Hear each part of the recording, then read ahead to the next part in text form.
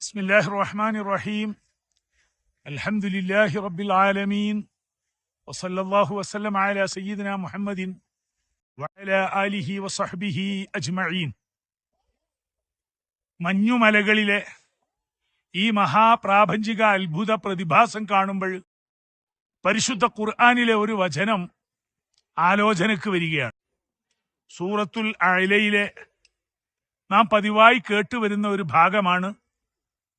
പരിശുദ്ധ ഖുർആനിൽ അല്ലാഹു പറയുന്നു, അഫലാ യൻദുറൂന ഇലൽ ഇബിലി കൈഫ ഖുലിഖത് വഇലസ് സമാഇ കൈഫ റുഫിഅത് വഇലൽ ജിബാലി കൈഫ നുസിബത് വഇലൽ അർളി കൈഫ സുതിഹത്.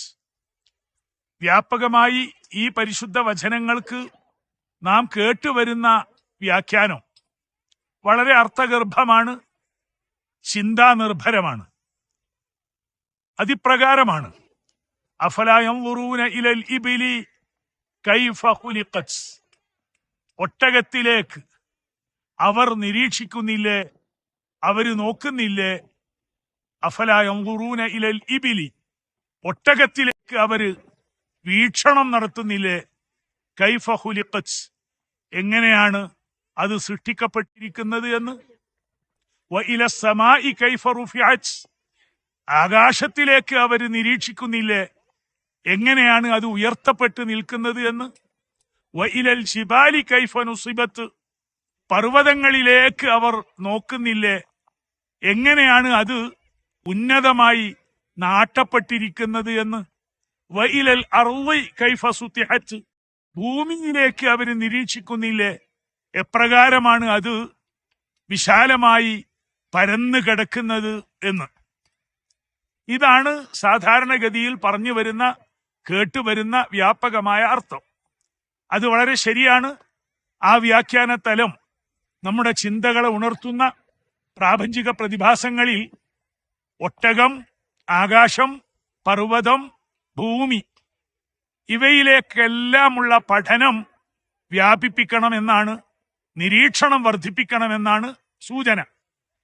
എന്നാൽ ഭാഷാപരമായി തന്നെ ഒന്നുകൂടി ഉയർന്നാൽ ഈ വിവിധ പ്രതിഭാസങ്ങൾക്ക് പകരം ഈ പരിശുദ്ധ ഖുർആനിലെ പരാമർശം ഒരു പ്രത്യേകമായ നിശ്ചിത ഭാഗത്തേക്ക് നീങ്ങുന്നു എന്ന ഒരു തിരിച്ചറിവ് നമ്മുടെ ഗുരുനാഥന്മാര് പറഞ്ഞപ്പോഴാണ് അത്തരമൊരു സാധ്യത.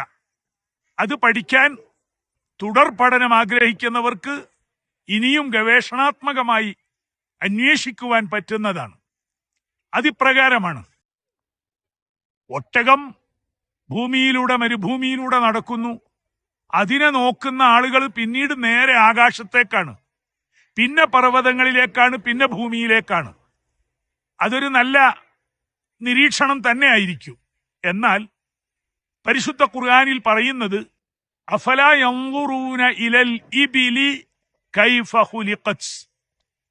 അൽ ഇബിൽ, അൽ ഇബിൽ, ബാഇന് കസ്റായിട്ടും സുക്കൂനായിട്ടും അറബി ഭാഷാ ഡിക്ഷണറികളിലുണ്ട്. അതിന് രണ്ടിനും വ്യാപകമായ അർത്ഥം ഒട്ടകം എന്ന് തന്നെയാണ്.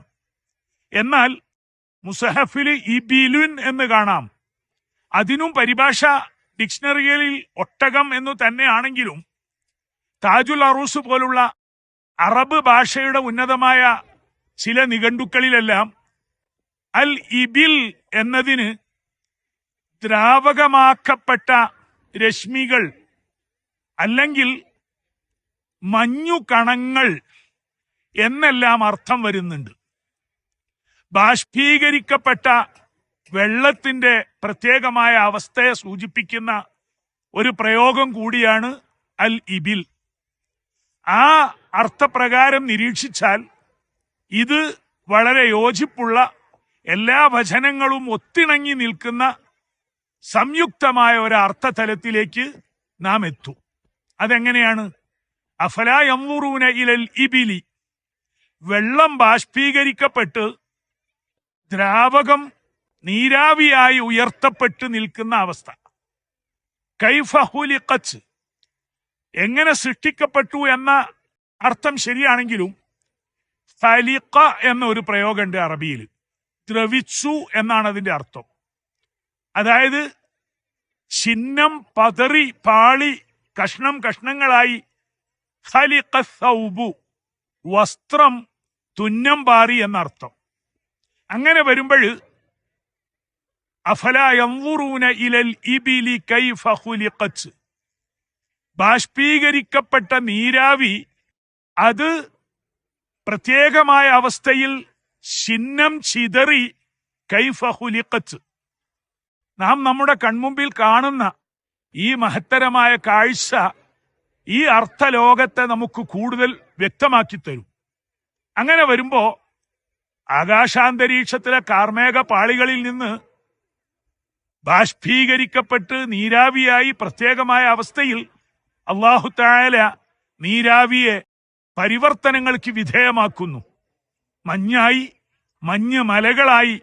അഫലാ യൻദുറൂന ഇലൽ ഇബിലി കൈഫ ഖുലിഖത് വഇലസ് സമാഇ കൈഫ റുഫിഅത്, സമുദ്രത്തിലുള്ള അതുപോലെ ജലാശയങ്ങളിലുള്ള വെള്ളം നീരാവിയായി പ്രത്യേകമായി ബാഷ്പീകരിക്കപ്പെട്ട് ആകാശലോകങ്ങളിലേക്ക് ഉയർത്തപ്പെടുന്നു. കാർമേഘങ്ങളായി ആകാശാന്തരീക്ഷത്തിൽ അത് സഞ്ചരിക്കുന്നു. പിന്നെയോ വഇലൽ ജിബാലി കൈഫ നുസിബത്, പർവ്വതങ്ങളിലേക്ക് അവയെ ചൊരിക്കപ്പെടുന്നു. അതേ പർവ്വതങ്ങളിലേക്ക്. ഇവിടെ അൽ ജിബാൽ എന്നത് കാർമേഘ പടലങ്ങളെ പരിശുദ്ധ ഖുർആൻ ജിബാലുൻ എന്ന് വേറെ സ്ഥലങ്ങളിൽ പ്രയോഗിക്കുന്നുണ്ട്. പർവ്വതങ്ങൾ കണക്കെയുള്ള കാർമേഘ ലോകങ്ങൾ എന്ന് ഖുർആൻ പറയുന്നുണ്ട്. വഇലൽ ജിബാലി കൈഫ നുസിബത്. ഇനി അതല്ലെങ്കിൽ കാർമേഘ പടലങ്ങളിൽ നിന്നും അത് ഉന്നതമായി തല ഉയർത്തി നിൽക്കുന്ന പർവ്വത നിരകളിലേക്ക് എങ്ങനെയാണ് അവയെ സ്ഥാപിക്കപ്പെട്ടത്, നാട്ടപ്പെട്ടത്. വഇലൽ ജിബാലി കൈഫ നുസിബത്. നമ്മുടെ കൺമുമ്പിൽ ഈ കാണുന്ന കാഴ്ചകൾ വഇലൽ ജിബാലി കൈഫ നുസിബത് എന്ന ഖുർആനിക പ്രയോഗം വ്യക്തമാക്കുന്നതാണ്. വഇലൽ അർളി കൈഫ സുതിഹത്. പിന്നീട് അത് ഭൂമിയിലേക്ക് എങ്ങനെയാണ് ചൊരിക്കപ്പെട്ടത്. സതഹ നിരപ്പുള്ള സ്ഥലത്തിന് പറയുമെങ്കിലും സതഹ്തു സുതിഹത്ത് എന്ന അറബി പ്രയോഗം ചൊരിയുക, ഒഴിക്കുക എന്ന അർത്ഥമുണ്ട്. ചുരുക്കത്തിൽ സമുദ്രാന്തരീക്ഷത്തിലെ വെള്ളം, അരുവികളിലെ വെള്ളം, മഴയിലെ വെള്ളം അത് പ്രത്യേകമായി ബാഷ്പീകരിക്കപ്പെട്ട് ആകാശാന്തരീക്ഷത്തിലേക്ക് ഉയർത്തപ്പെടുന്നു. അത് കാർമേഘ പഠനങ്ങളായി പിന്നീട് പർവ്വതങ്ങളിലേക്കും മറ്റുമായി ചൊരിയപ്പെടുന്നു. അത് പുഴകളായി, ഹാറുകളായി, അരുവികളായി, വെള്ളമായി ഭൂതലത്തിലൂടെ ഒഴുകുന്നു. ഈ ഒരു പ്രതിഭാസത്തിലേക്ക്, മഴ എന്ന മഹാ അത്ഭുത പ്രതിഭാസത്തിലേക്ക് വിരൽ ചൂണ്ടുന്ന ഒരു സാധ്യത ഈ വ്യാഖ്യാനത്തിലൂടെ നമുക്ക് ലഭിക്കുന്നു. പരിശുദ്ധ ഖുർആൻ അനന്തമാണ്. അതിലെ അർത്ഥാശയങ്ങൾ പടർന്ന് പന്തലിച്ച് കിടക്കുന്നതാണ്. ഏത് വഴിയിലൂടെ സഞ്ചരിച്ചാലും പടച്ച തമ്പുരാന്റെ കലാമുകളെ എല്ലാ കാലത്തും വ്യാഖ്യാനിച്ചാലും എവിടെയും എത്തിച്ചേരുകയില്ല. ഈ ഒരു വഴിക്കും ആലോചിക്കാവുന്നതാണ്, ചിന്തിക്കാവുന്നതാണ്. മലമുകളിലെ മഞ്ഞ് മലകളിൽ ഈ ദൃശ്യങ്ങൾ കണ്ടുകൊണ്ട് ഈ പരിശുദ്ധ ഖുർആൻ വചനം ഓതുമ്പോൾ ചിന്തയുടെ, മനനത്തിന്റെ ആഴങ്ങൾ നാം കാണുകയാണ്. അഫലാ യൻദുറൂന ഇലൽ ഇബിലി കൈഫ ഖുലിഖത് വഇലസ് സമാഇ കൈഫ റുഫിഅത് വഇലൽ ജിബാലി കൈഫ നുസിബത് വഇലൽ അർളി കൈഫ സുതിഹത്. സദഖല്ലാഹുൽ അസീം ونفعنا الله تعالى بالقرآن الكريم. ربنا ما خلقت هذا باطلا سبحانك فقنا عذاب النار. وآخر دعوانا أن الحمد لله رب العالمين.